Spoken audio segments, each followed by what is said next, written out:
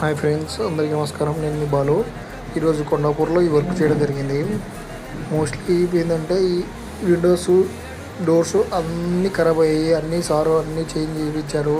మొత్తం కిచెన్ షెట్ మొత్తం చెదలబట్టేసింది. అంతా తీసేసారు. ఇది ఒకటి మర్చిపోయారు సారు. నేను వచ్చేసరికి ఎంత వుడ్ తీసేశారు కార్పెంటర్తో. సార్ ఇదొక్కటి చెక్ చేయలేదు. సో నేను చెక్ చేశాను.